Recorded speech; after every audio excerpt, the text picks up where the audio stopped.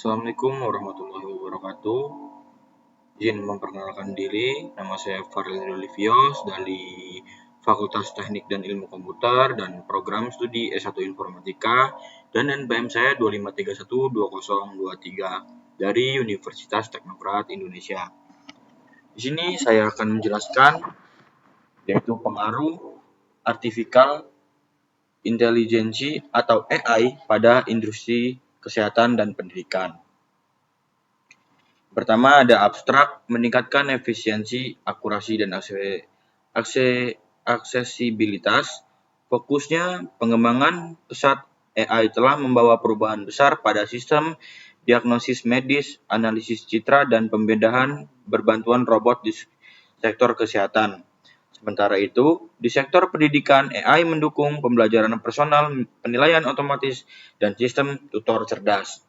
Metode hasil menggunakan studi literatur, analisis sumber ilmiah 2022 sampai 2025. Kajian ini menyoroti potensi AI dalam meningkatkan efisiensi, akurasi, dan aksesibilitas, namun implementasinya harus sejalan dengan regulasi dan etika yang bertanggung jawab.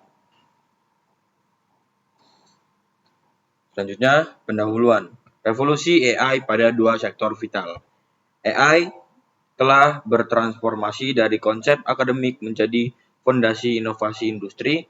Sektor kesehatan dan pendidikan adalah dua pilar utama yang mengalami dampak signifikan. Yang ke-1, AI dalam kesehatan. Membantu diagnosis penyakit dan analisis citra medis atau CT, strip scan atau MRI. 2. Meningkatkan akurasi dan mempercepat proses pengambilan keputusan klinis.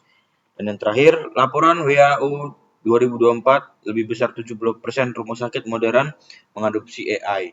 Sementara itu, AI dalam pendidikan menciptakan personalized learning yang adaptif, digunakan untuk penilaian otomatis atau automated grading dan chatbot edukasi. Dan yang terakhir, UNESCO 2023 lebih besar 40%. Platform e-learning global mengintegrasikan AI. Adopsi ini menjanjikan efisiensi luar biasa, namun menuntut kehati-hatian dalam mengatasi isu etika dan privasi Anda. Selanjutnya, landasan teori memahami kecerdasan buatan. Definisi AI, sistem yang meniru kemampuan kognitif manusia. 2. Kategori utama Narrow AI dan General AI. Ketiga, subteknologi. Machine Learning, Deep Learning, Computer Vision, NLP, dan Robotics. Yang pertama saya akan menjelaskan yaitu definisi AI, sistem komputer yang meniru kemampuan kognitif manusia seperti belajar, memahami, dan mengambil keputusan dengan kemampuan berpikir dan bertindak secara rasional berdasarkan data atau Russell and Norvig 2022. Kedua, saya akan menjelaskan kategori utama AI, Narrow AI atau Weak AI, dirancang untuk satu tugas spesifik, CTH diagnosis kanker, General AI, Strong AI, mampu berpikir layaknya manusia dalam berbagai konteks atau masih dalam pengembangan. Dan yang terakhir, saya akan menjelaskan subteknologi. Teknologi turunan, Machine Learning, belajar dari data, Deep Learning, jaringan syaraf tiruan, Natural Language Processing atau NLP, memahami bahasa manusia. Selanjutnya, ada implementasi AI di sektor kesehatan. AI mengubah alur kerja klinis dan administrasi, memungkinkan layanan yang lebih cepat, akurat, dan personal. Diagnosis berbasis citra, algoritma deep learning menganalisis X-ray, MRI, dan CT scan secara instan, mendeteksi penyakit seperti kanker dengan akurasi setara radiologi profesional. Google Health AI. Robotik dan pembedahan. Robot bedah CTH Da Vinci Surgical System mendukung prosedur minimal invasif dengan presisi tinggi, mengurangi risiko kesalahan manusia dan mempercepat pemulihan. Dan yang terakhir, prediksi penyakit dan monitoring. AI menganalisis data riwayat pasien dan laboratorium untuk memprediksi risiko penyakit kronis, memungkinkan intervensi dini sebelum kondisi pasien memburuk. Efisiensi raksasa, MC-Kinesi 2023 memproyeksikan AI berpotensi menghemat biaya layanan kesehatan global hingga 1 triliun USD per tahun melalui efisiensi diagnosis dan perawatan yang lebih tepat.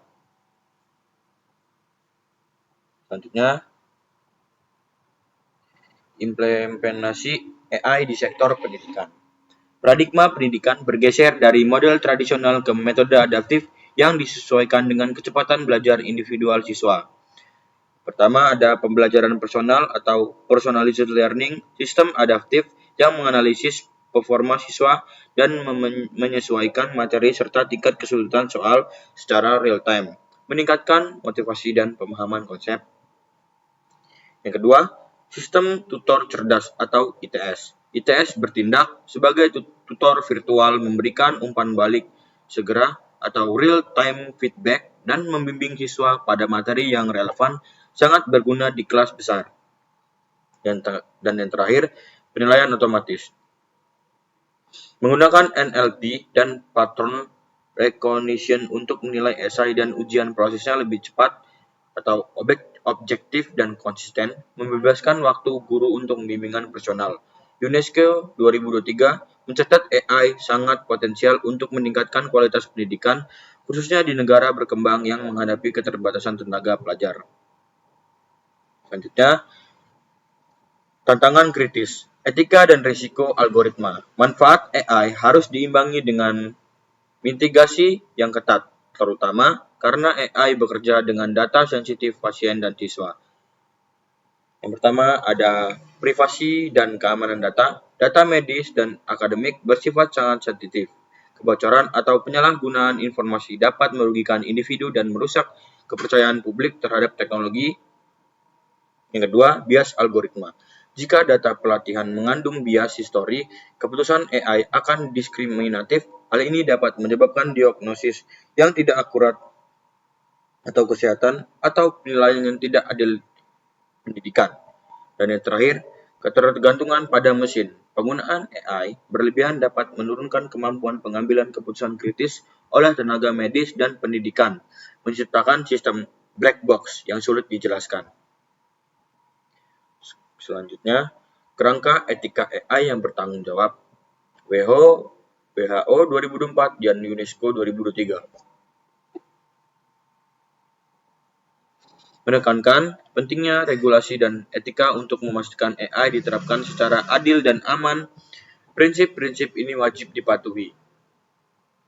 Ada 4. Yang pertama, human-centered design. Sistem AI harus dirancang untuk mendukung manusia, bukan menggantikannya, menjaga otoritas dan kontrol akhir di tangan profesional.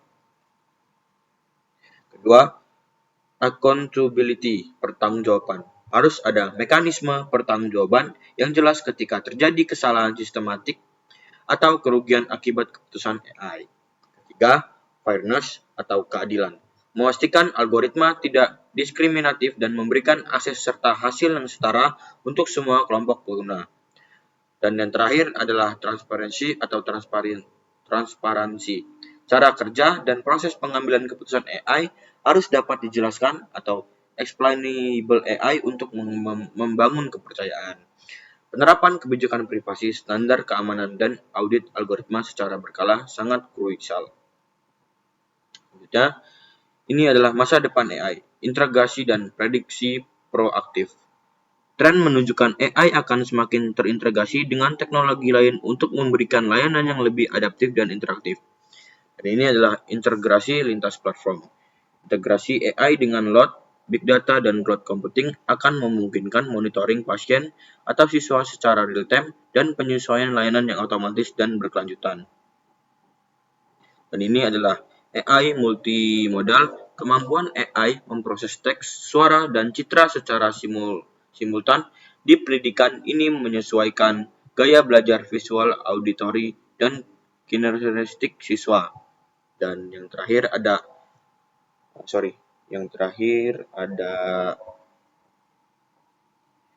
Intervensi proaktif. AI akan mampu memperingatkan dini sebelum penyakit memburuk atau kesehatan atau mengidentifikasi siswa yang berisiko tertinggal di pendidikan, memungkinkan intervensi cepat. Dan terakhir AI Catalyst Transformasi, atau kesimpulan yang saya dapat, AI adalah alat transformasi sosial dan ekonomi yang berkelanjutan. Diperlukan sinergi antara inovasi teknologi dan kerangka regulasi yang kuat.